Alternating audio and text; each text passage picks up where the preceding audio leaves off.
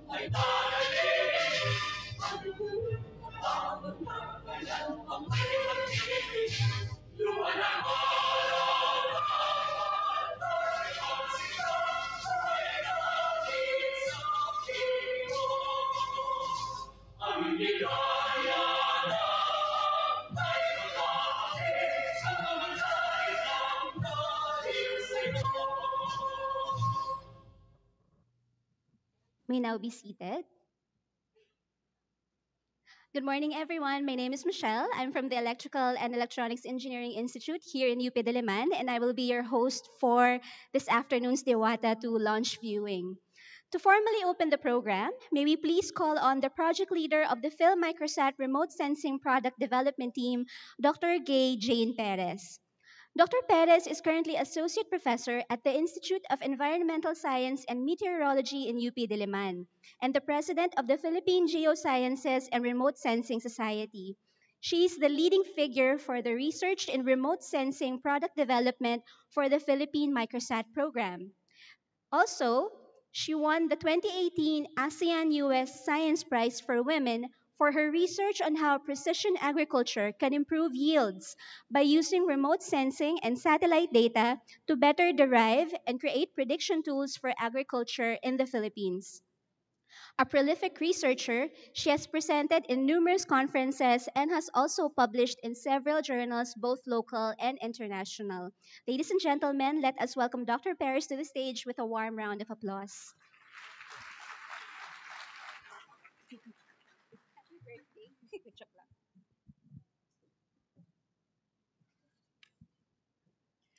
Undersecretary Rowena Guevara, Undersecretary Brenda Nazareth Manzano, and Undersecretary Renato Sulidum from DOST, Assistant Secretary Leah Buendia, and other DOST officials, representatives from PSHIERD, Mr. Jose Fernando Escalante from the Office of Senator Bam Aquino, Minister Consul General Atsushi Kawabara from Japanese Embassy in the Philippines, Mr. Toshiyuki Taguchi, also from Japan Embassy in the Philippines, Vice Chancellor Evangeline Amor from UP Diliman, students, parents, colleagues, friends, and esteemed guests, good morning. Good morning. So, on behalf of our program leader, Dr. Joel Marciano, fellow project leaders, and the rest of the Field Microsat and Stamina for Space team members, I welcome you all to another milestone in the country's space program as we witness the launch of the Philippines' second microsatellite, Diwata 2. It's been 2 years, 6 months, and 3 days since the Philippines had its first Earth observing satellite released in space. And in just a few minutes from now, Diwata 1 will be joined by its younger sibling. Like its predecessor, Diwata 2 will capture images of the Philippines for environmental monitoring and post disaster assessment. In addition, Diwata 2 features an amateur radio unit for emergency communications. Today, we will witness Diwata 2's voyage in space, piggybacked on JAXA's H-2A rocket that's lifting off from Tanegashima Space Center in Japan. More than building and launching satellites, the Philippines is also committed to starting a healthy and sustainable local ecosystem for space technology. Having two microsatellites in 4 years is no small feat, and it was made possible with the competence and ingenuity of our Filipino engineers, scientists, researchers, and students. Behind it is the trust and unwavering support given to us by the Department of Science and Technology. And finally, as Newton puts it, if I have seen further, it is by standing on the shoulders of giants. We are grateful to all our collaborators from Japan, most especially to Hokkaido University and Tohoku University, for giving us the opportunity to work with them and learn space technology. The PhilMicrosat program is succeeded by the Sustained Support for Local Space Technology and Applications Mastery, Innovation, and Advancement, or STAMINA for Space program, which aims to build a local industrial base and enhance local space science and engineering expertise, which will ultimately prepare the country in the establishment of the Philippine Space Agency. So at this point, I'm sure you're all excited just as I am. So sit tight, relax, and keep your fingers crossed. And together, let's be part of history as we watch Diwata 2's successful journey to space. Thank you, Dr. Perez. I'd like to also recognize Dr. Fidel Nemenso, who just came in a while ago. He is the VC for OVCRD in UP Diliman. Magandang umaga po, sir. To give us a message from the Department of Science and Technology, may we please call onto the stage Undersecretary for Research and Development, Dr. Rowena Cristina L. Guevara. Let me read an excerpt from Dr. Guevara's very extensive bio for our young audience here right now and those watching in the live stream. Dr. Guevara is a well respected engineer and educator. Dr. Guevara is Professor 12 at the Electrical and Electronics Engineering Institute here in UP Diliman, specializing in speech and audio signal processing, time frequency analysis and synthesis, and artificial intelligence. Dr. Guevara, before occupying her role now in DOST, also served as Undersecretary for the Scientific and Technological Services Unit of DOST and Executive Director of the Philippine Council for Industry, Energy, and Emerging Technology Research and Development, or PSURD. She was also the Dean of the UP College of Engineering and was Executive Director of the UP National Engineering Center from the year 2004 to 2010. Dr. Guevara was the first Dado Banatao Fellow at the University of California, Berkeley, and she has been the recipient of several prestigious awards in engineering and education, one of which is the 2010 Metrobank Outstanding Teachers of the Philippines. Please help me welcome Dr. Guevara to the stage with a warm round of applause, everyone.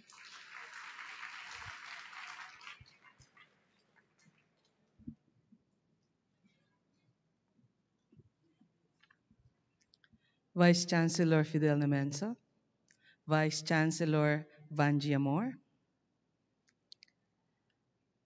Consul General Minister Atsushi Kuwabara, Mr. Toshiyuki Taguchi from the Embassy of Japan, Yusek Rene Solidum, Asek Leia, the representative of Senator Bam, Jose Escalante. I would like to recognize the project leaders, Dr. Gay Jane Perez, Dr. Mark Talampas, Dr. Paul Jason Ko, the faculty members of the University of the Philippines, students who are here with us today, our researchers, our friends from media, ladies and gentlemen, a pleasant morning to all of you. I have to start with some history. Most of you are familiar with the PhilLiDAR or the DREAM program. The DREAM program is called the Disaster Risk and Exposure Assessment for Mitigation. It was started in 2011 because after Ondoy, we needed to figure out what sort of science do we need so that we can prevent what happened in Ondoy from ever occurring again. And the Department of Science and Technology had a program called DREAM, as I mentioned, followed by PhilLiDAR in 2014. The Philippine government spent a total of 4 billion pesos in that program. But the more important part is we started with 10 people sent to the United Kingdom to learn the technology. And by the end of the project last year, we had 920 researchers who are able to process LiDAR data. But they also relied on satellite data.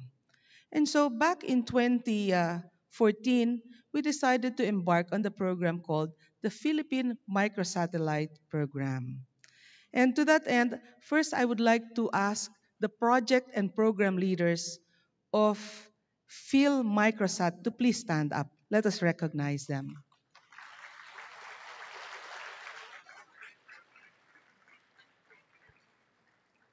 Next, I would like to ask all the researchers and the people involved in Phil Microsat to please stand up. Don't be shy, please stand up. Meron pa hanggang sa likod. Thank you very much. These are the people, both in Japan and of course here in the Philippines, who were responsible for Diwata 1 and now Diwata 2. The reason why we are doing this is not because we can just launch a microsatellite, but more because we would like to develop the human resource needed in order for us to actually put up a Philippine space agency and for the Filipinos to benefit from using the data received from the satellites. Aside from Diwata 1, Diwata 2, and Maya 1, we are also using a lot of other satellites to give information not just to the National Disaster Risk Reduction and Mitigation Council, but also for Pag-asa for weather. We're also giving it to FIVOX for landslides, etc. And we are also giving it to other government agencies for assessing their resources as well as the hazards. So, for example, as a result of putting up the Phil Microsat program, we also have the program called Philippine Earth Data Resource and Observation Center, or PEDRO. This is located at the Department of Science and Technology, Advanced Science Technology Institute. If you are a researcher, you might want to visit Pedro because Pedro is the ground receiving station for Diwata 1, Diwata 2, Maya 1, as well as other satellite subscriptions of the country. If you are interested in using the data, you can go to our Data Science and Remote Sensing Help Desk, or DATOS, to avail of the data for free if you are doing research. And we also have what we call the computing and archiving uh,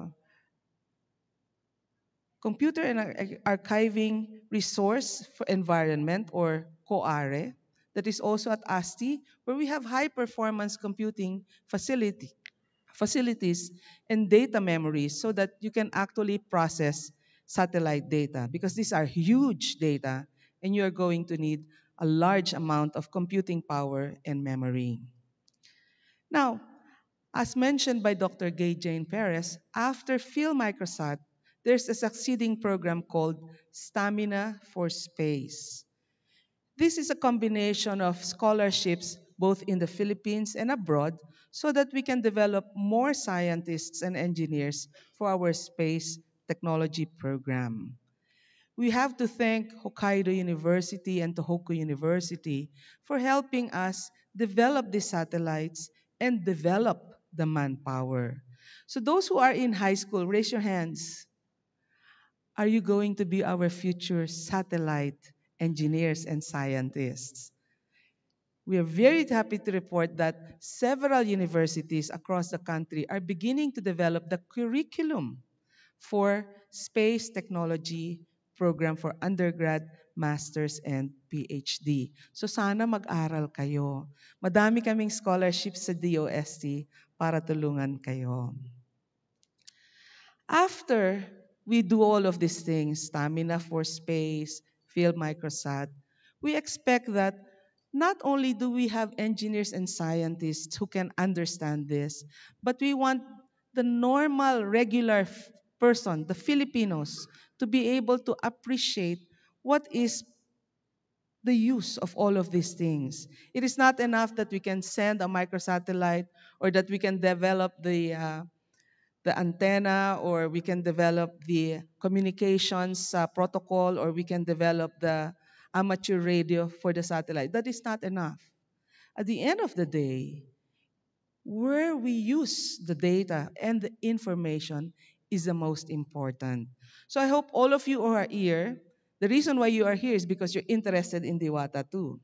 But I hope that you will spread the news about how to use the data and the information that we get from these microsatellites, nanosatellites, and regular satellites. Because all the Katanggok, investments made by katanggap the na ban mo, Philippine tumarito. government will not be used unless people are aware that this information is available.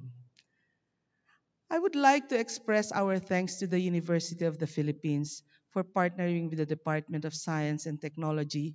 This has been a very long partnership and very fruitful partnership. Without the help of our vice chancellors, of course, our chancellor and the president of the university, this program would not have been possible. The number of people involved in this program so far, we have developed 50 scientists and engineers under the Phil Microsat program. But the University of the Philippines is our multiplier. We need to go from 50 to 1,000 in the next 2 to 3 years. So I hope the university and the other universities will continue partnering with the Department of Science and Technology in fulfillment of this goal. Now, I would like to address my request to our good Senator Bam Aquino. We have been waiting for the Philippine Space Agency bill. We know that it is already in the Senate, it's already in the Congress, it has undergone several readings, but we really need the law to be in place so that we can still expand the use of space technologies.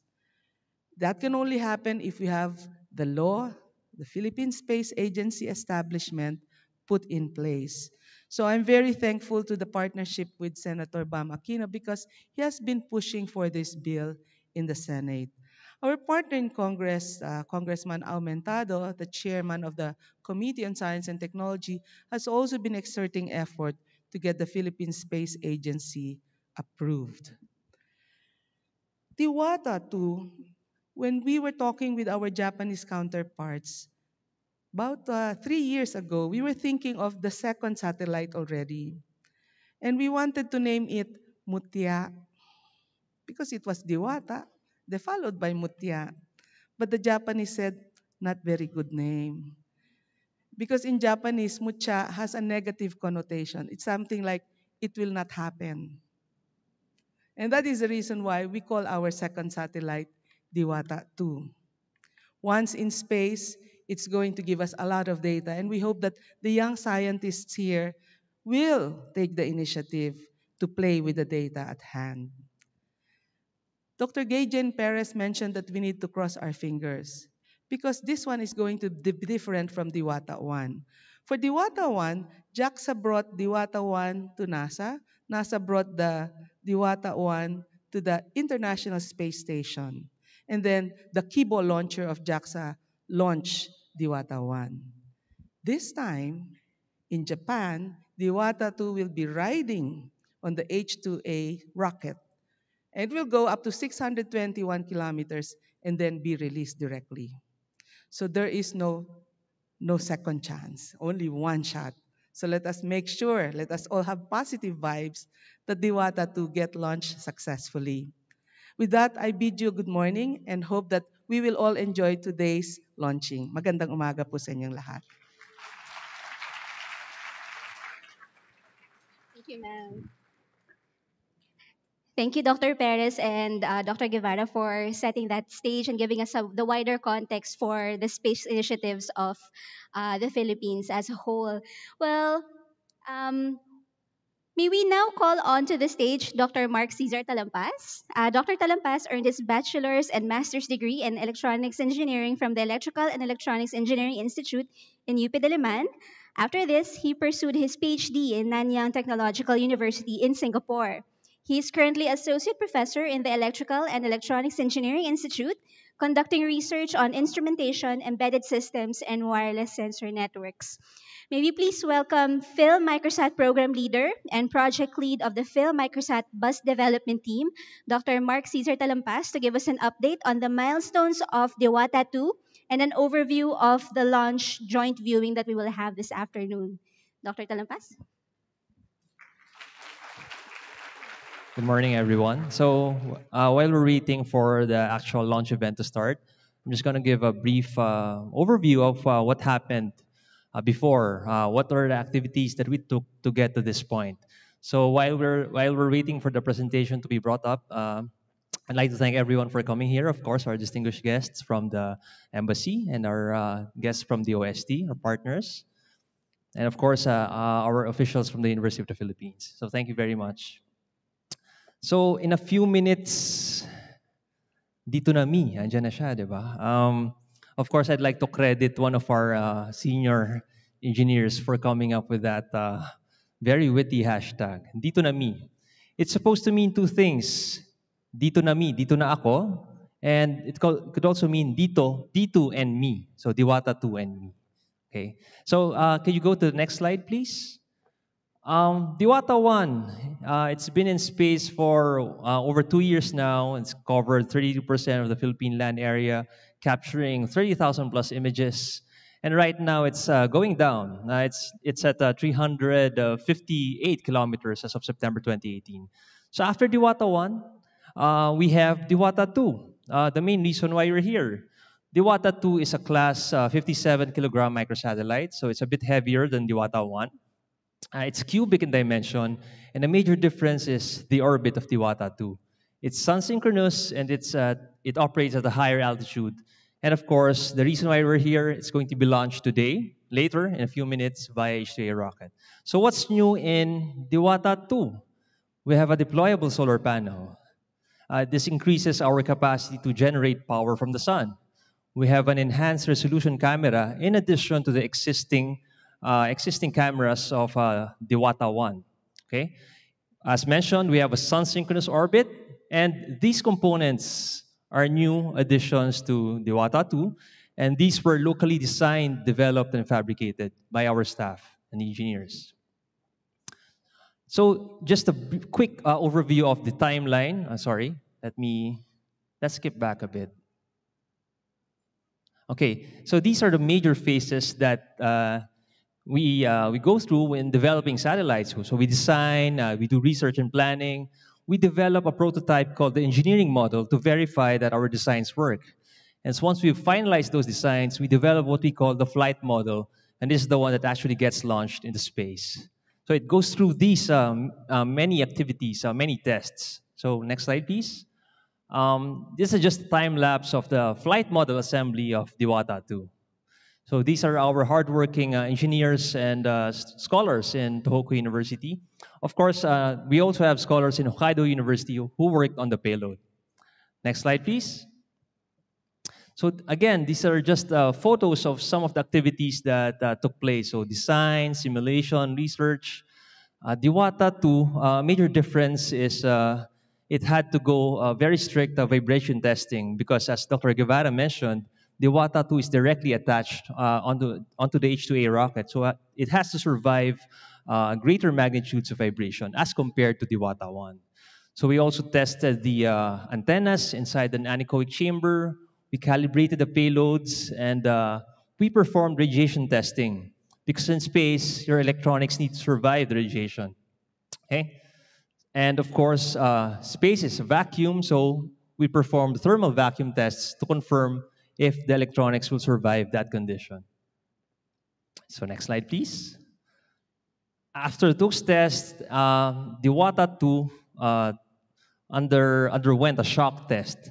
So how will Diwata 2 separate from the rocket? They have to fire these mini explosives, right? So it really has to detach from the rocket via explosives. So it has to survive the shock that will result from the explosion. Okay.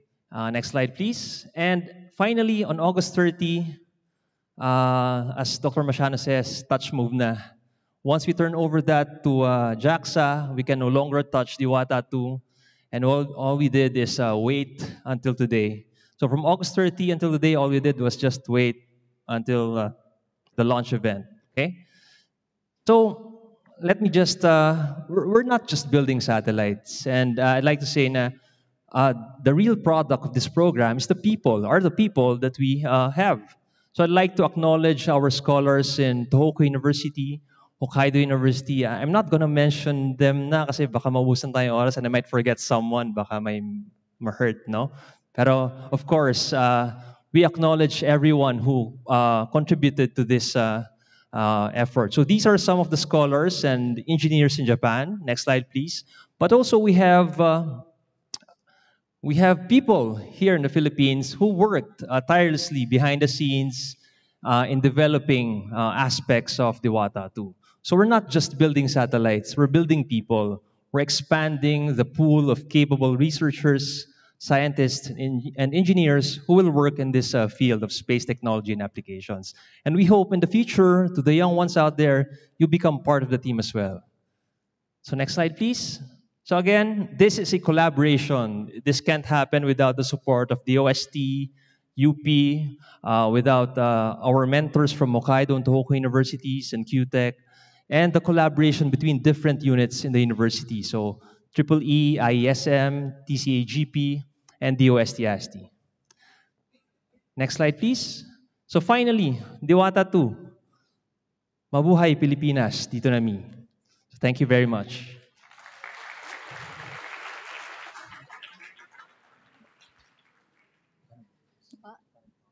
Yes. Thank you, Dr. Talampas, for that very extensive backgrounder on Diwata too. Ano, na-excite na ba kayo? Kasi ako na-excite ako kanina dun sa background ni Dr. Talampas. So, actually, to help walk us through the proceedings of this afternoon, we are fortunate to have not one, but two seasoned members from the Film Microsat team to walk us through nga yung proceedings of the program. We have Engineer Ariston Gonzalez, who is a university researcher of the Film Microsat program, and also Miss K. Christine Verhel, also a university researcher from the Film Microsat Remote Sensing Product Development Team. By way of introduction, Engineer Gonzalez, or Aris, earned his Master's of Science degree in Aerospace Engineering in Tohoku University. His thesis was on the design and implementation of an attitude determination module with real-time sensor calibration for small satellite systems, including performance verification using Diwata 1 flight data. On the other hand, the second member of the team, Miss K, is also from the Film Microsat team. She is part of the remote sensing product development component of Project 5 of Film Microsat, and she is involved in the testing and calibration of Diwata 1's payloads or cameras, processing of images captured by Diwata 1, and the applications of these images. I'll turn the microphone over to them so that they can give us a blow-by-blow account of what's happening right now in Japan with Diwata 2. Ladies and gentlemen, let's welcome to the stage Aris and Miss Kay from the Film Microsat team.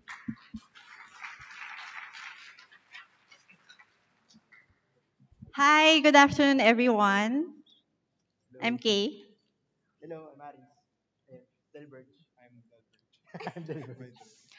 And so I think we are all very excited to witness the launch of our Diwata 2. So right now what we're seeing is the H2A rocket. So we're expecting it to be launched between 12:08 to 12:20. So it's that footage is coming from the Nagashima Space Center in Japan. Uh, so, countdown started. So right now the countdown is already starting. So if we can have just the audio feed. So it's 打ち上げ3分前です。so they started count T minus 3 3 minutes and minutes counting. before lunch. 全シス So テム we're の電源 expecting が to 外部 have から it 内部に切り替えられ 12:08 ました。 exactly. The power has been Philippine time. switched to the internal systems.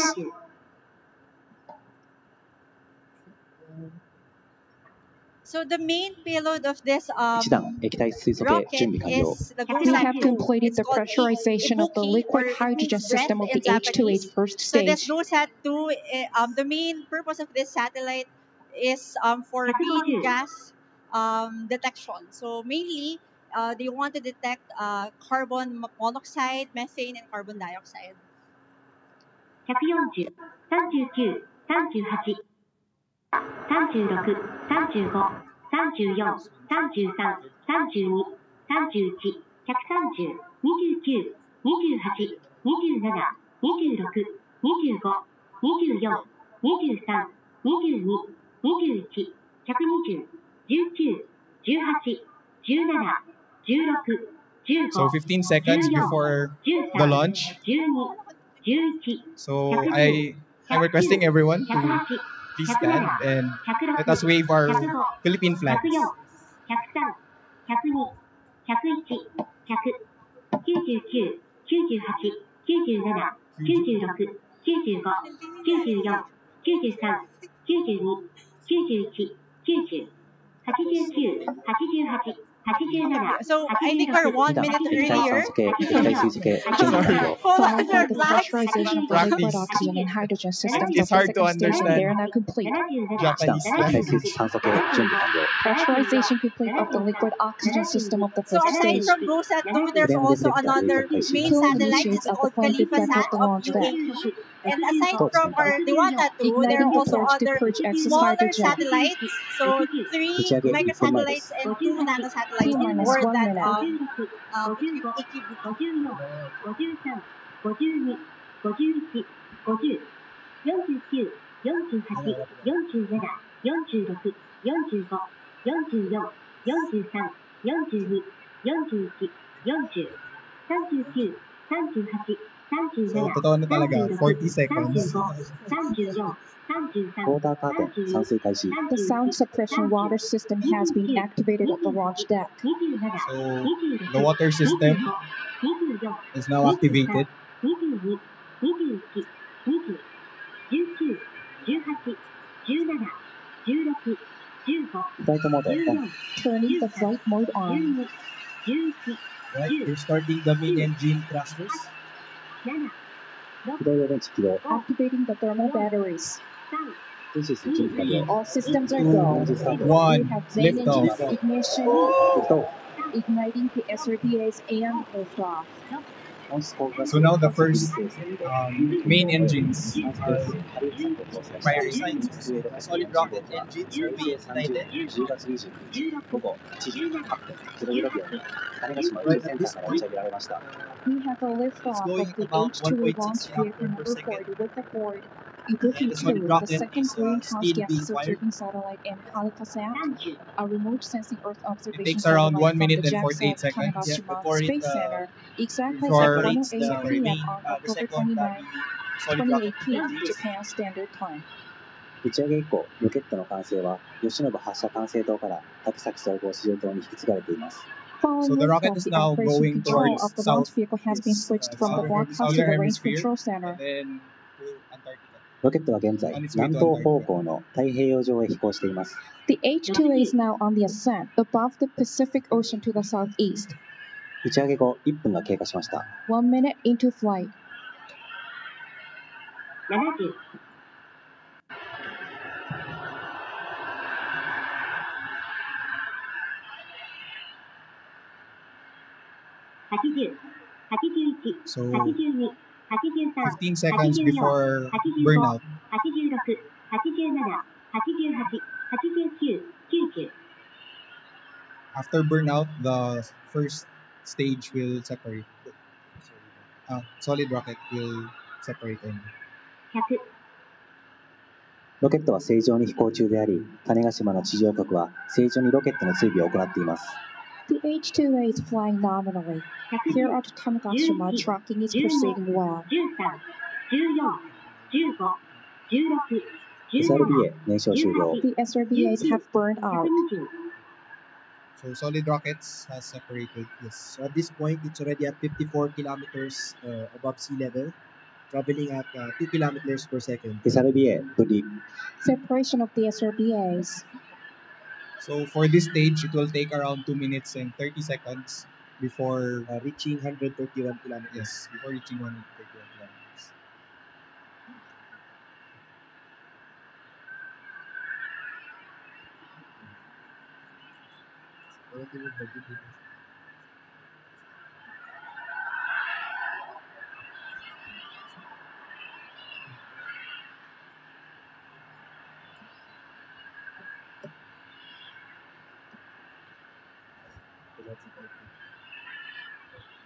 So I think at this point, we can start to just relax and sit back and release the tension.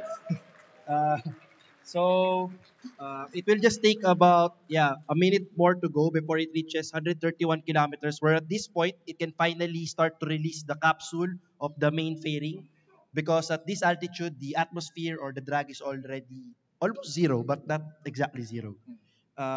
And just to inform you guys, Diwata 2 is on the second fairing. So there are two main satellites on board the rocket. So if we can have the inset of The that one. presentation. Yes, so the main payload as mentioned by Kay earlier is the GOSAT-2 or Ibuki-2. And the secondary main payload is called Khalifa-SAT. So this is a satellite by UAE. And on the lower stage of this second satellite are the piggyback missions such as Diwata-2, along with other cube satellites. So just a brief background of the trajectory. So it went from Tanegashima, Japan, southwards towards the Antarctica area. Antarctic. But over that point, it will already be at the orbital conditions of the or the trajectory will be in orbit. So the rocket on the side is the H2A rocket, and as mentioned, there are two main satellites. So the first one is the GOSAT-2. So Kaber mentioned earlier that GOSAT is for greenhouse gases observation, and they've already launched GOSAT-1 back in 2009. So they already started observation of aerosol gases, carbon dioxide, methane presence in all over the world. And now they have refined their payload. They already sent the next satellite GOSAT-2. Now they are expecting to have it in orbit for more than 5 years. So their main goal is 7 years. And this project in combination of the Japan's Ministry of Environment, the National Institute for Environmental Studies, and JAXA. So this is a roughly 2-ton satellite, the one on the top. And it has a size of around 5 meters by 2 by 3 meters. So roughly, uh, yeah, it can fit in this room. And the next satellite on the below that one is the Khalifa Sat. So this one is a little bit more interesting as well for us, especially for Philippines, because Dubai Sat 3 is the third satellite of United Arab Emirates. Now they started Dubai Sat 1 as a partnership with Korea. So the same with us, we partnered with spacefaring countries. So they started back in 2009. They launched Dubai Sat 1 2009. But the development actually started back in 2006. So this already roughly, call this 12 years 12 or years. so. And in Dubai Sat 2, when they attempted to refine Dubai Sat 1, they still partnered with Korea, the SATREC initiative organization. And now with Dubai Sat 3, they're very proud because this is their first satellite that was done in United Arab Emirates. So the first phase of Dubai Sat or Khalifa Sat was done in Korea, South Korea. But this because they're already starting to establish their facilities. And a year after establishment of those facilities, they migrated all the parts from Korea and started the final push of development of Khalifa Sat. So KhalifaSat is an Earth observation satellite also. So they have main optical payload, high resolution RGB telescope, Push boom. yeah, push broom satellite, and it is roughly around 300 kilograms. So a little bit smaller. So right now, this just shows where the current rocket is. So this is a visual representation of the trajectory. Because right now the feed cannot be directly captured from the ground station, but based on their calculations and some of the telemetry that they can receive, they are reprojecting the direction. So now, as you can see on the upper left part of the screen, the payload fairing of the GOSAT is already separated, and GOSAT is now exposed to space conditions. And then also right now, it's the second main engine who's firing the satellite towards its orbit. So you will know where it will be launched. You can see also the, ay, meron ba doon sa pamphlet nila? Oh, wala pala. Okay, so so Diwata 2 will be released into orbit at around 43 minutes after lift-off. So that's roughly 12:52 Philippine time. And it will be released at a target altitude of 621 kilometers. And at that point, it will be traveling at 7.5 kilometers per second around here. So just a fun fact, GOSAT is in Japanese they call it ibuki, ibuki 2, and ibuki means breath. So I think the somehow related to the greenhouse gases that they are observing. All right. So before we continue, we'd like to also acknowledge our teammates who are in Japan right now. So we have a team that is still dedicated doing the development in Japan and now for ground station operations that is parallel with ASTI operations. So they are right now the presiding project manager of Diwata is engineer Jerwin Guba. And we also have Leonard Brian Payat, who is also taking up his PhD in Tohoku University. And we have a female engineer as part of this team, Miss Julianne Banataw. And lastly, we also have a mechanical engineer taking up his master's in Tokyo University, Edgar Paulo Violante. ロケットは現在安定して飛行を続けています。 All right. Um, when it reach the altitude of 600, ma'am, it will retain that orbit already and altitude and trajectory.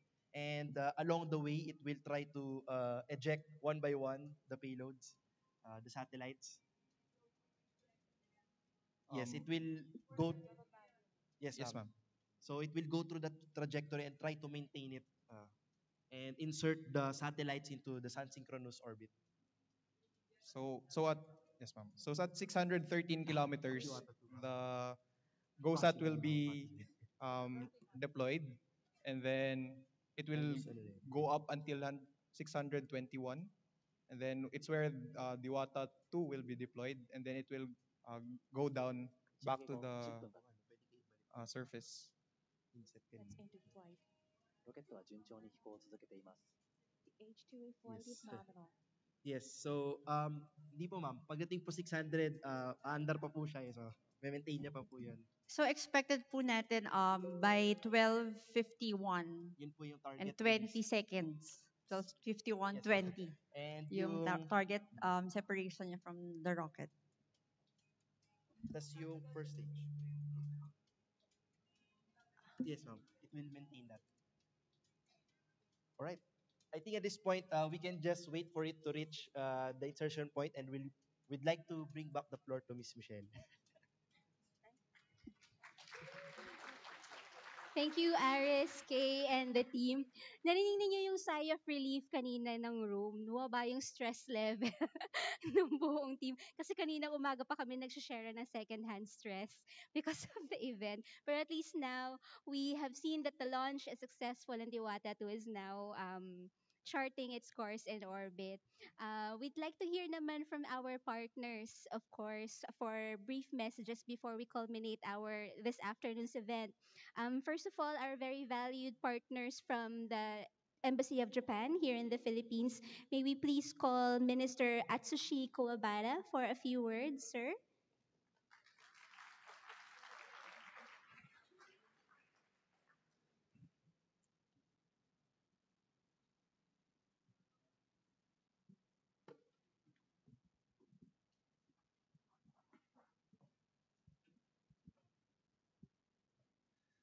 Good afternoon, everyone.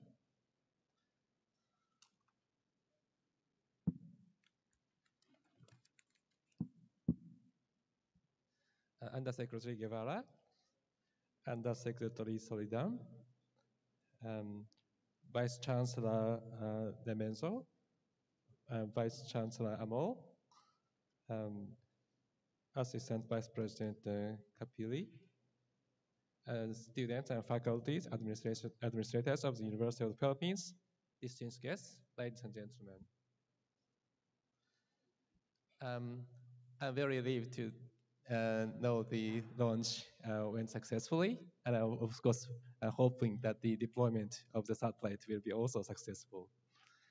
I'm very glad to be here today with you to see the launch of the satellite. The launch of the rocket, as well as the launch, the release of the Diwata 2. Actually, I was in 2 months ago. I was here in the UP to watch with you the deployment of the Maya 1, the cubic smaller satellite, and it is very it's a very encouraging that the space collaboration partnership between Japan and the Philippines has been successfully going on.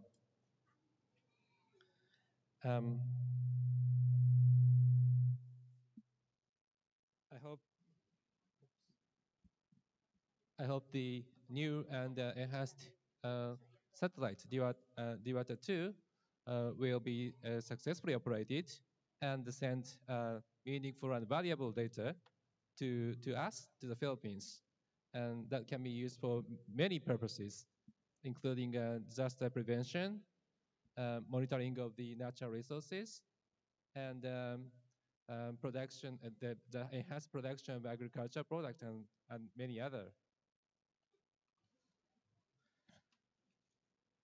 I congratulate the entire team who were involved in this project, including of course, the University of Philippines, and Department of Science and Technology, and Tohoku University, and Hokkaido University, among others. I believe that this kind of project will attract the interest of many Filipino people, especially in the younger generation, in science and technology, and it will lead to a greater opportunity for people in the Philippines. For younger people who are interested in studying science and technology, including the space science in Japan, and the government of Japan also provide scholarship programs. So if you could look at our embassy site, there'll be information posted. And then through the support of the various agencies, of course, the DOST and the Japanese government, I hope the collaboration between the two countries will enhance in the near future and to the generations to come. Again, our warmest congratulations to the people of the Philippines. Maraming salamat po.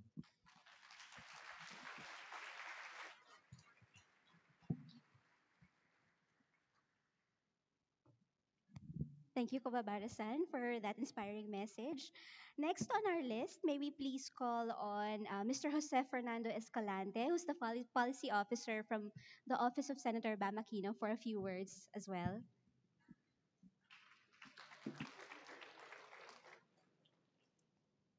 I don't know which one to give you. Thank you. Hi, good morning, everyone. My name is Jose Escalante. I'm the representative of Senator Bam Aquino as his policy officer. Senator Bam is out of town currently, but we've been in close coordination with DOST through the plans for the launch of Diwata 2. So I'll deliver a very brief message from our office, and first and foremost, to the delegation of Japan and to the officials from DOST and UP, a very pleasant morning. And to the youth and the future of our nation, it's with delight with delight we'd like to tell you that this is the future of our nation. You're seeing before you. This is the next steps towards greater programs that our nation will pursue, and this is just the initial steps to a national space development program that we are developing and we are supporting through the leadership of the OST. So from our office, Senator Bam Aquino would like to thank and congratulate the Department of Science and Technology for this momentous occasion. The launch of Diwata 2 etches another milestone in our country's burgeoning space science program. This follows earlier milestones set with the launch of Diwata 1 and Maya 1 and countless other initiatives of DOST to develop our national space program, from scholarship programs to develop our human capital, and through the research partnerships and the pursuit of a landmark legislation to establish the Philippine Space Agency. We applaud this program for paving the way for new capacities that will allow our government to make data driven decisions on a myriad of issues. Finally, we'd like to thank the OST for giving us a great cause to champion in the Senate, since Senator Bam is the chair of the Committee on Science and Technology. And in that committee, our unending work goes on for more programs and reforms and for the benefit of every Filipino. Sigurado po kami na walang maiiwang Pilipino sa programa ng DOST para sa pag-unlad ng ating bayan. Kaya nasa inyo ang suporta ni Senator Bam Aquino. Maraming salamat po. Thank you very much, Mr. Escalante, for that message. Of course, last but not the least, may we please call on Vice Chancellor Fidel Nemenso from the OVCRD of UP for a brief message for the University of the Philippines.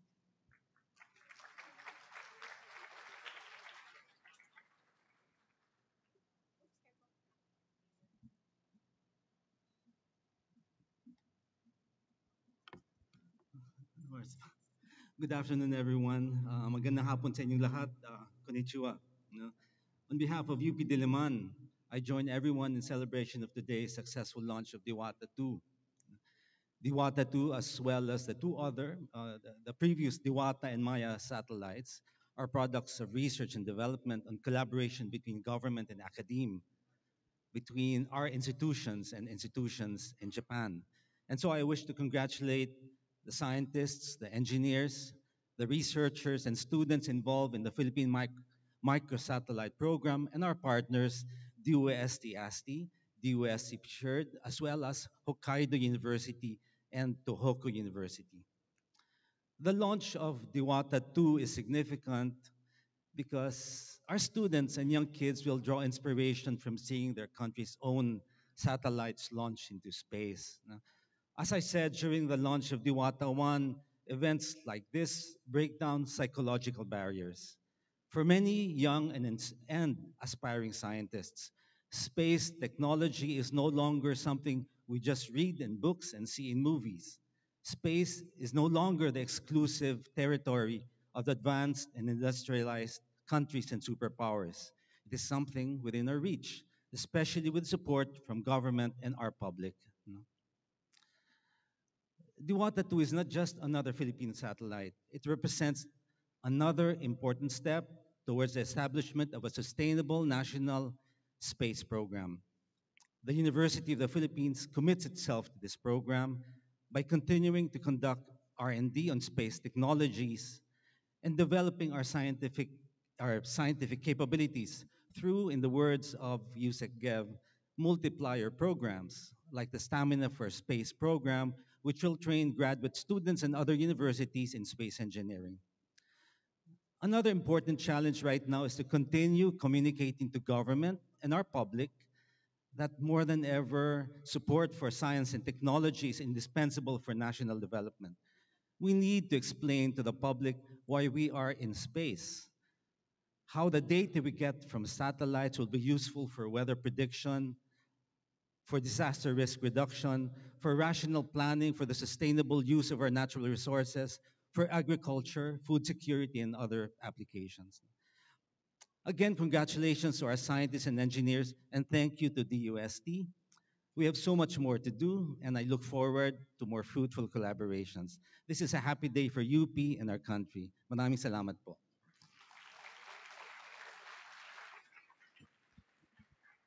And thank you very much, Dr. Nemenzo. Okay, before we proceed for the next part of into the next part of the program, which is actually a very engaging Q&A session that we'll have with some of our guests, the Film Microsat team would like to offer a viewing of two brief videos while they're setting up the stage for our Q&A right now. So yung mga, if you have questions, write them down, and then later on we'll invite you all to line up. We have two microphones, one here and over there, para dun sa Q&A. So, the videos, please.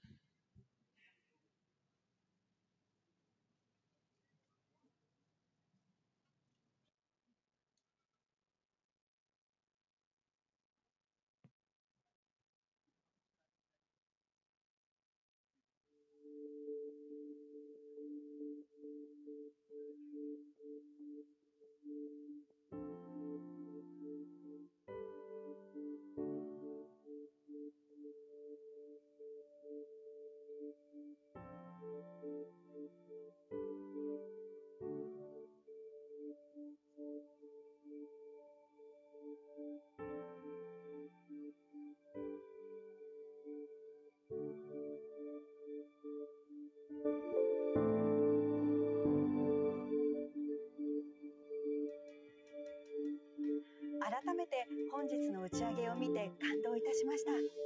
そして地球温暖化に対して何ができるのか考えていきたいと思います。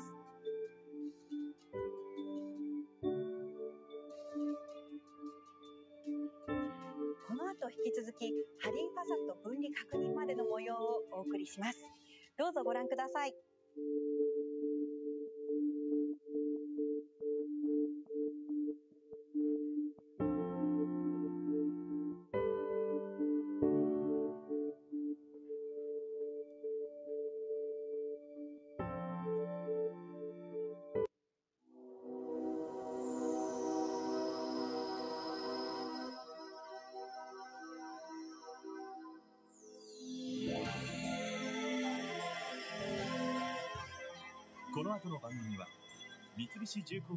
Why Diwata 1 is special is first of all, it's our first, the country's first foray into space.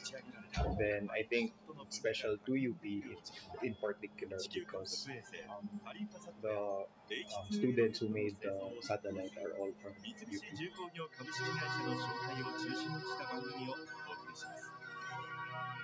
We use Diwata 1 cameras to capture images at different locations. The thing is, Diwata 1 and Diwata 2 can point. So what it can do is it can point to a specific location and capture images, that we want to acquire.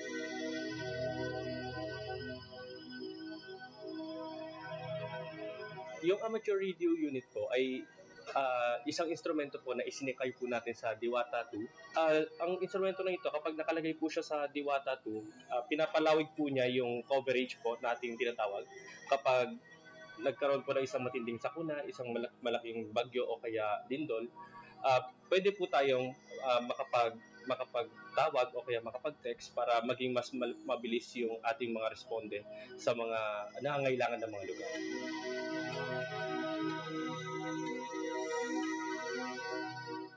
So with the upcoming launch of Diwata 2, we believe that this can be an important tool in inspiring and encouraging our people, especially the young generation, that we can make a difference. Paborito kasi yung talaga yung quotation of Peter Drucker said that the best way to predict the future is to create it.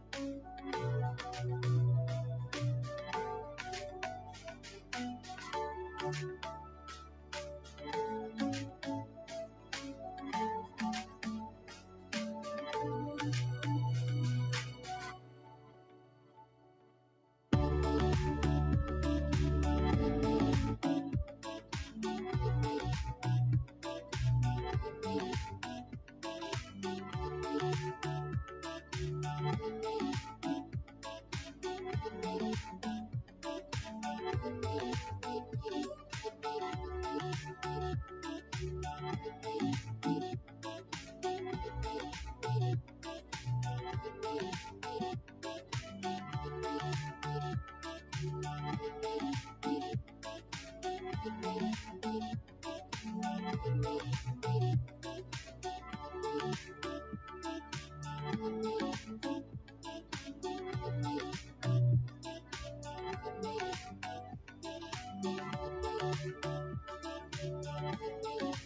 at this point, I think we can already call onto the stage for the question and answer the members of our panel.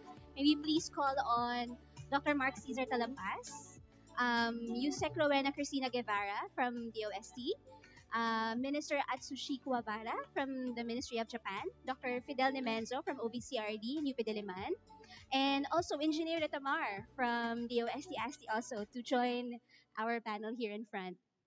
Surprise. Surprise, sir. So for those of you who have questions, we have microphones in the plenary. Um, please state your name, where you're from, if you're from a school or if you're from a member of the media, and then your name, and then your question. And if you can direct it to someone specifically here in the panel, that would be great. I'll try to moderate the Q&A for everyone. Of course, Dr. Perez as well. Please join the team here in front.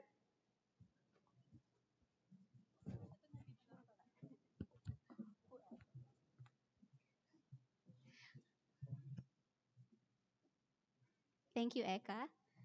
Ayan, do we have questions from the floor? So of course, aside from our VIPs here in front, we also have engineers, some of our researchers on the floor who can also take questions from our participants in case you're interested to find out more about Diwata 2 and other specifics. Meron ho ba mga tanong from the plenary? We seem to have a shy crowd. Uy, may isang someone from Holy Angel. Ayan. Doon po. The microphone, please. Please Hello. say your name and where you're from and your question. Hello. Hi. I'm Benjamin Panglinan. I'm from Philippine Science High School. From Pisay. I'm sorry. Uh, my question is mainly on how the flaps are deployed. What specific mechanism did you guys construct, or what problems did you go through for figuring out how to deploy them? Who would like to take on that question? Sir Mark? So perhaps I'd like to answer that, and perhaps if someone from the team can add more detail, then please just approach the mics. But we use springs, torsional springs, to deploy those flaps. So aside from those flaps, we also have antennas that deploy. So these are for the amateur radio unit. Actually, I'd like to share something that including deployable mechanisms on board satellites is a very challenging task because they need to survive the vibration testing. So you don't want them to deploy accidentally because that would damage some other stuff on the rocket. May damage. Okay, so to get that opportunity to launch piggyback on a rocket, you have to pass very rigorous testing, and JAXA, the Japanese Aerospace Exploration Agency, has to sign off on all those tests. So to answer your question, yes, torsional springs, but then I added that really a challenge to do that for satellites. Thank you. Anyone else from the team or okay na for the next question? Okay na? I think Delbert has something to add. Ayun, sir. Dagdag ko lang, naka-stow siya. So we use what we call wire, a thread, Dyneema wire. So yun yung tinatali namin siya. And then para putulin yung wire na yun, we apply heat to a nichrome wire. So nagsusupply ng current dun sa wire para uminit siya. And then pag uminit yun, mapuputol yung wire. And then magde-deploy yung yung panels mo. Thank you, Delberg. Okay na? May follow-up question? Okay, excellent. Our next question from one of our students. Yes? Hi po. My name is James Malian po Hi, from James. same school rin po From with Pisay? Ben. Yes po, All right. Pisay. So question ko lang po, why is the shape of Diwata to a cube, or why is it cubic? Why is it cubic? Anyone from the team who would like? I think, does anyone want to answer that question? Aris? Sige. Alice will be the one to answer the So actually, I'm question. delegating those questions to the ones Yes. who actually Yes. did and designed the satellites. Yeah. So that's a nice question. so mainly, the main constraint in designing the satellite, first and foremost, is yung rocket launcher provider niyo. So you have this constraint kung ano yung allowed lang for you to build your satellite on. So for example, with Diwata 1, so rectangular siya, di ba? Parang CPU ng computer. Kasi doon, ang target namin is a release from the International Space Station. And yung box nila, yung may robotic arm to release it, has only that volume, yung size na yun. So, on a design perspective, we try to maximize yung space that is allowed to us. Of course, yung mass consideration. And for Diwata 2, since direct release siya, naka-piggyback dun sa lower fairing, yun yung volume na allowed for us to design on. And of course, every corner of that volume gusto naming ma-maximize. Kaya medyo cubic yung ano niya. And if you're wondering kung may impact ba yun on aerodynamics or whatever, actually wala. Kasi in outer space, di ba, supposedly wala ng air. Kaya okay lang kahit mukha siyang kahon lang, ganun. So, did that answer your question? Thank you po. Thank you, Engineer Gonzalez. Next question, please. Hi po. I'm Sean Mendoza from Manila Science High School. Hello. Our question is, Our question. yes, why did you guys choose a sun synchronous orbit? Why didn't you choose, for example, a geosynchronous orbit? Hmm. Hmm? Dr. Perez would like to take that one on. Hello, yes. I heard the first part of the question. Why did we choose a sun synchronous orbit? I did not, not geostationary. Okay. Okay, so we choose the sun synchronous orbit because our objective is to have a regular revisit. So at this orbit, the satellite crosses the equator at about the same time of the day. So it follows also the sun, that's why it's called sun synchronous. Um, it's also a variation of a polar orbiting satellite. Now, it's very far from a geostationary orbit. So, with a sun synchronous orbit, we are talking about 600 to 700 kilometer above the Earth. With a geostationary, it is 36,000 kilometers. So that's too far. There are, of course, advantages of geostationary. We can look at the Philippines every time because it's geostationary, but the cost, of course, is significantly increased as well because we need to bring it too high, too far, at 36,000 kilometers. But I believe with our space agency, it's in the roadmap. Eventually, the Philippines will be having its geostationary satellite. So. Thank you po. Thank you for that question. Next, from our roster of students, sir. Hi, I'm from Raman Magsaysay Cubao High School. I'm Reynard Huvida, and my question is, how far can our country still go as far as the creation and launching of satellites are concerned? Who would like to take on that question? Anyone from the team? Oh, can you repeat the question, sir? Medyo ano siya, it's not that How that's clear. far can our country still go as far as the creation and launching of satellites are concerned?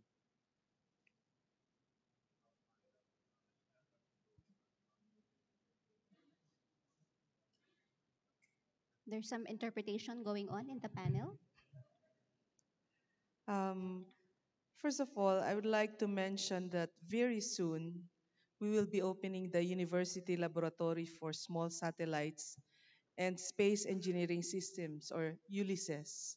This will be at the Electrical Electronics Engineering Institute, and they plan to build microsatellites and nanosatellites there. They will partner with industry so that we can test the various parts of those satellites, and eventually we should be able to launch. As far as we're concerned, they will be building the third and a fourth microsatellite in that facility. and that maybe about 2 or 3 years from now, we will be launching our own microsatellite. But those are research and development programs of the DOST. Once the Philippine Space Agency gets established, it will be a totally different ball game because we'll be talking about huge communication satellites as well as other types of satellites. So we imagine that the law will be approved maybe this year or next year, and so that will take on a different pathway. But for now, for the research and development program, our plan is that in 2 to 3 years' time, we will launch another microsatellite. And I know that we already approved the nano satellites to be launched in 2020. So, Thank you po. Ayan, thank you. We're getting a lot of questions from our students, so we're very excited. For our next, yung next na magtatanong, if you can please speak closer to the microphone so that our panelists can hear you better, that would be really great. Please. Hello, I'm Ian po. I'm from Holy Angel University. And my question is, what can us students in order to contribute to the development of space science in our country? Di ba dapat sa inyo yun? What can you as students do? Di ba? Can we throw the question back to you? But if there's anyone from the panel who would like to take that question on, perhaps? Dr. Nemenso, thank you. I guess for you, it really depends what your interests are. The development of space science in the Philippines, I think, is a very interdisciplinary effort. Whatever you are, whatever subjects you love studying, I think you will have a contribution. Of course, we want our students to go into STEM. We want them to study mathematics, engineering, and science, physics. No, all of these are important for developing our space program. But for example, if you just love to write, if you're in the humanities, if you're studying communication, as I said, it's very important to get the support of the public to communicate the value, the importance of science to the public. And therefore, the people who are in the humanities and the arts, they will also have a very big contribution to convincing everyone that doing science is good for everyone and everyone can contribute in whatever way. Thank you. Thank you. Thank you, Dr. Nemenzo. Next question, please. Um, Hello, I'm Angelica Yang. I'm a student from UP Diliman. I'm writing a story about this event for my school publication called In Medias Res. I just want to know po, um, how much was your entire budget for this satellite? Can you give a quote po, at least in US dollars or Philippine pesos po?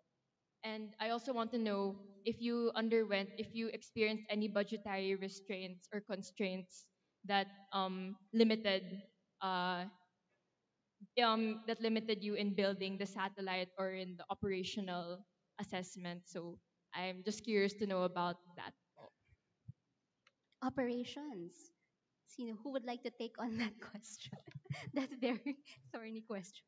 Dr. the Guevara. Philippine Microsatellite Program, which included Diwata 1 and Diwata 2, as well as the scholarships program, the total funding for that was 900 million pesos.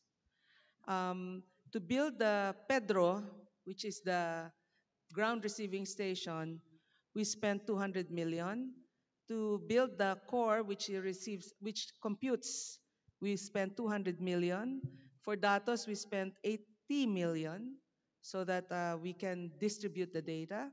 And for Stamina for Space, which is the succeeding program after PhilMicrosat, we are spending 407 million. The way that the government works is that programs have been budgeted for the next 3 years. And so unless something strange happens, the program for the space R&D is assured of its funding. Okay po. But for the Diwata 2 satellite, is there a specific figure that you can give po? Like a specific figure na funding that was given for the Diwata 2 satellite or allotted for it po? Um, It's all lumped in because it's a program rather than individual parts. Okay, sige. Thank you. Thank you very much. We have 5 more minutes left for the Q&A. So, konti time check lang tayo so that we can manage our time. Sir, please. Good morning. My name is Pascal Pama from Tokyo Institute of Technology. So Yes. I Could you have speak closer, a little closer to the microphone? Salamat. I'm Pascal Pama from Tokyo Institute of Technology. I have a question about considering how the industry is moving away from government programs in the space industry and more towards like a space race between commercial organizations. What role do you think the Philippine Space Agency will have in that environment? Will we be accommodating of these groups, or yeah, what do you think? So, government and private sector. Are you alluding to ano? To SpaceX? Yeah, around those. Right. Again, there's translation going on in the panel. There's some interpretation going on. We understand that the trend today is towards the private Private sector sector. taking more and more portion of the space programs. In the case of the Philippine space program, we're just starting at the moment. It usually starts when you're starting, it's very risky and it's very difficult for industry to be taking on that role. However, for the Stamina for Space program, which I just mentioned, they are actually going to be working with industry for the testing portion and for the building of several portions of the microsatellite or the next satellites that we will build. Remember, the Philippines is a huge exporter of semiconductor and electronics. And because of that, we assume that the parts of the satellite that can be made here will actually be made by our industry partners. Thank you so much. Right. I'm really sorry we have to cut it. Maybe we can accommodate 2 more questions from the panel, if that would not let the gentleman faint there at the back. Okay. So, last 2 questions. Okay lang po ba? Ma'am, please go ahead. Good afternoon po. I'm Gian Arlibunaw, a fifth-year architecture student of UST. So my thesis will be Philippine Space Center. So this center will compose of the PhilSA office, Space Museum, AIT facility, GRS, and other important facilities for the improvement of Philippine Space Agency. So my question po, ma'am, is what tips can you provide when it comes to designing the PhilSA office? Like what are the important factors needed in that office and other services or amenities that for the fulfillment of the mission and vision of PhilSA?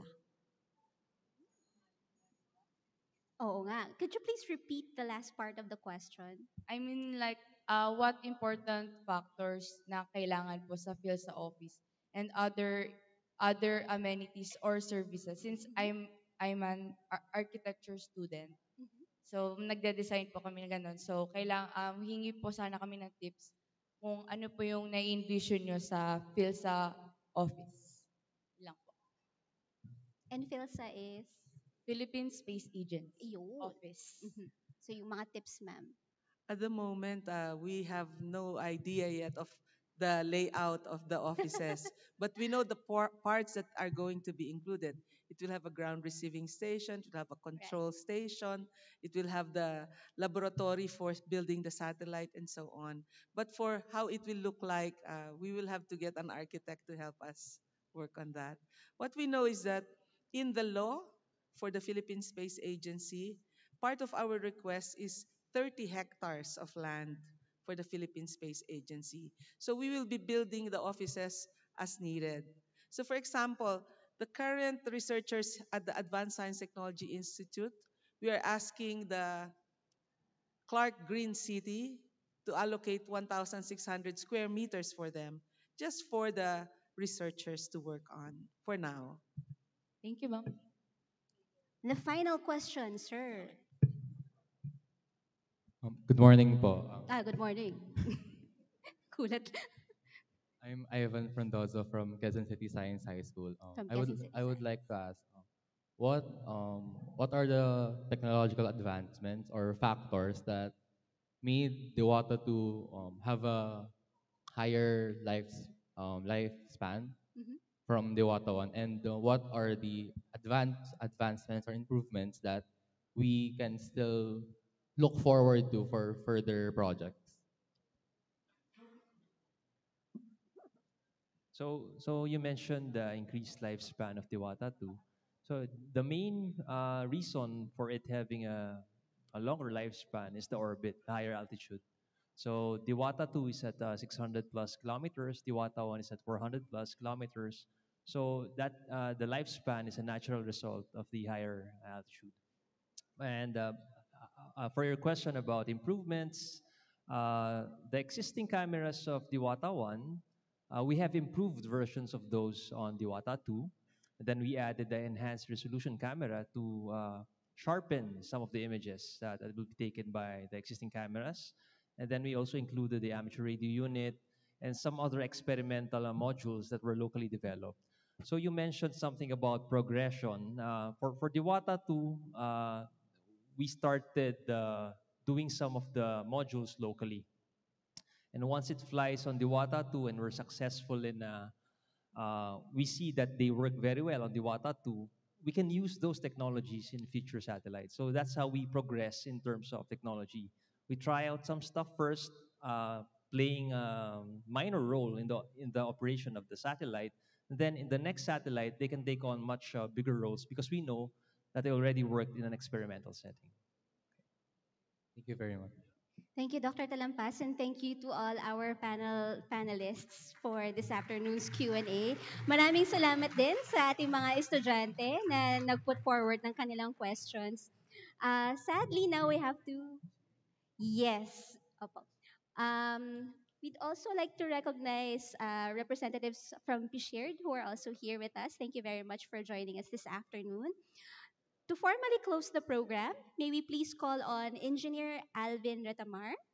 Engineer Ratamar is currently the Chief of the Solutions and Services Engineering Division of the Advanced Science and Technology Institute.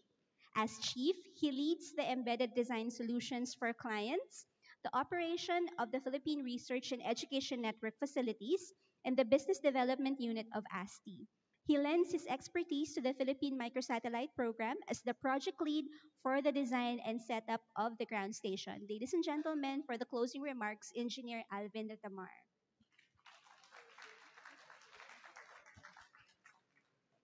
Good afternoon, everyone.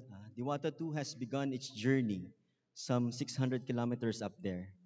Pretty soon, it will be moving like a blur, traveling at roughly 7 kilometers per second. So if you're up there in space, you'd barely see it pass by. When the right time comes, which is possibly today, everyone will receive news about how Diwata 2 is doing.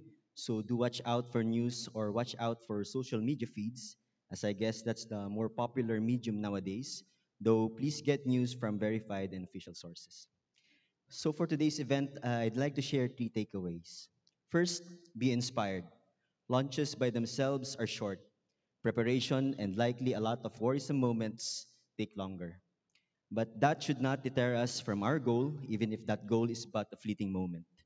For you young people, I guess the first major goal is to graduate so that you can help your families and contribute positively to our country. Since I am from the Department of Science and Technology, we hope all of you go into science and technology because believe us when we say that technology is a game changer and it has propelled many nations into economic development. However, we also know that not everyone will go into science and technology, and that's also cool. Technology in general, and space in particular, is for everyone. It's not exclusive, but rather inclusive.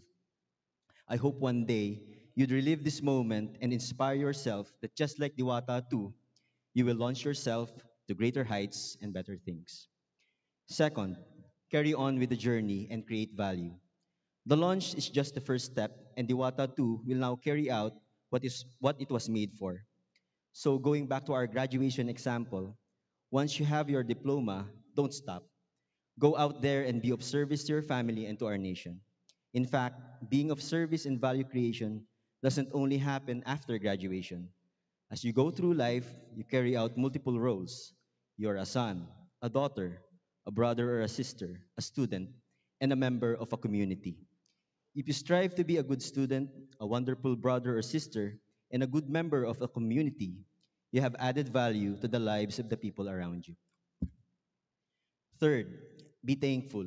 And having said that, let me thank the DOST family, headed by our USEC for R&D, Dr. Guevara, Dr. Yusek Solidum, Asek Bendia, and Asek Gatchalian. Thank you for coming. PSHIRT, thank you. The Advanced Science and Technology Institute, the University of the Philippines, headed by Dr. Nemenzo. Thank you po. Tohoku University, Hokkaido University, QTech, our own sister organization, PNRI, and many other organizations who have helped with the program. We'd also like to thank the men and women who made the event possible, headed by our program leader, Dr. Marshan, who is in Japan right now, Mr. Jerwin Guba, who acted as the project manager for Diwata 2, and of course the members of the team. Please stand up and be recognized. Guys, stand up. I It's not possible for me to enumerate you one by one. Thank you. Thank you for your service. So, dear young people, just like Diwata too, many will help and contribute to your journey. You might not be able to thank everyone nor remember every help you got, but just the thought that you knew that your journey was made possible by many people and that you are thankful to them, that's good enough. In ending, I'll take a page from our director's playbook and say that we are not satisfied with the first and the second. We want to move forward and see the third, the fourth, and so on, and that we do bigger and more complex systems. We will have the stamina to do this, and one day, when our legs can no longer carry us, we hope to pass the baton to you guys and continue our marathon.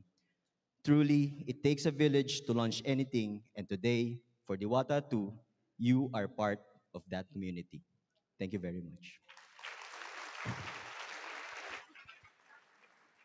Thank you for that very inspiring closing remarks. Ayan, before we let you go, ayan, the Phil Microset team generously prepared some refreshments for all of our attendees. For our VIPs, they wished for me to say that you may proceed to the venue indicated in your program. We also have ushers who would assist in your yours from this venue. And for our dear students, we would like to request for an orderly exit in this order. Ito yung sabi nila. Based on your sticker and class